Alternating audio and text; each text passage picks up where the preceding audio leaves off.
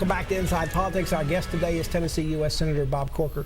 Senator, in recent months you've had some issues arrived over your required financial disclosures in the Senate. You've amended your filings. You blamed the problems on staff and accounting issues. Have you closed that issue out? Do you consider it to be over and done with? Absolutely. At this point? By the way, I didn't blame it on staff.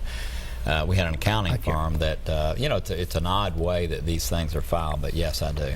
Mine's probably the most extensive filing ever, meaning that it's more than above. Yeah. I saw in a recent TV interview you did in Memphis where the interviewer's story seemed to say that you're now blaming part of that disclosure controversy over some revenge efforts by some folks over on Wall Street.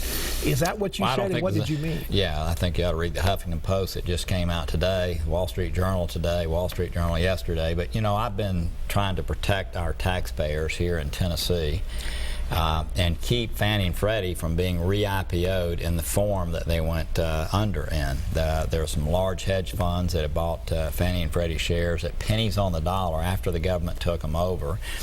They're trying to counter that, and I mean, there's been a huge effort underway, and you're in numbers. You're in the bullseye for that. Well, I'm the leading senator in that because I'm the person that's the lead reform person on making sure that we don't have a situation that allows itself to be again a situation where taxpayers bear the brunt of an entity like this. By the way, that has a government backing, which is really odd. That's odd for the United States of America. So yeah, I'm sort of in the bullseye on that. Your Senate seat is up for re-election in about 2.5 years. Do you plan to seek a third 6-year term? You know, those are the things you think about, you know, as you come towards the end of this year, really. So, you know, I don't do these things.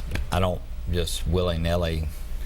You know, we think it through and think about the kind of impact that we can have. The last time was a really tough decision. I think you know that. Currently, I'm in a place now where I make a lot of difference on a daily basis, and it's certainly something that I consider to be a huge privilege. So, if Republicans keep control of the Senate, you'll probably stay as chairman of the Senate Foreign Relations Committee. I don't want to get into the calculations. If not your ranking member, are you less likely to want to seek re-election if the Republicans lose control of the Senate and you're just the ranking member?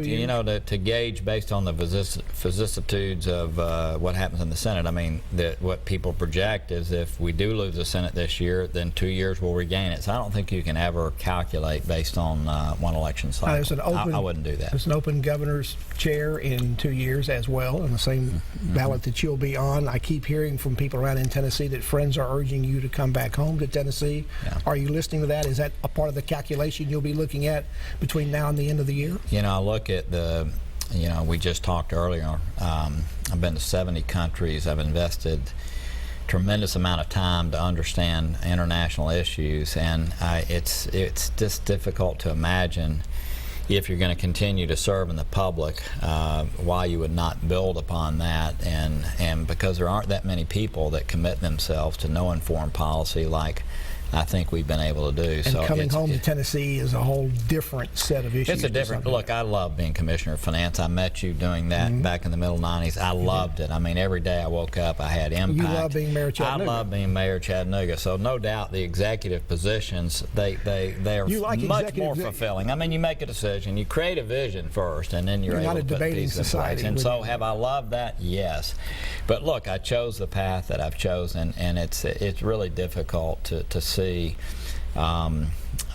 if you're going to continue to serve in the public, period, if you're going to do that, why you would not continue to build on the knowledge that you have. So what's your prediction for November? A Trump White House and continued Republican control of the Senate and the House, or what? Or less you know, than I'm that? A policy guy. You'll have to talk to some of the polls about that. We'll see what happens. I just try to focus on trying to make sure our country moves in a good direction. Now, there's all this political anger in the country. We've seen it in the Republican Party. We've seen it in the Democratic Party. Yeah. It's probably not going away when the election's over, so what happens to all that anger? No, you know, fact is, Pat, if you look at just people's incomes over the last 25 years, especially in the middle class, but in particular, people with high school educations or 2-year community college, I mean, people haven't seen the economic gains, and that has been frustrating. They see Washington, even though things have happened, things have really moved along in the last year and a half in Washington, we still haven't solved the nation's biggest problems. And so, yes, people are upset, and we've got to deliver on those things before that ends. Very quickly, the Republican Party is divided as I've never seen it going into a presidential election. Can the Republican Party survive, and in what form after 2016?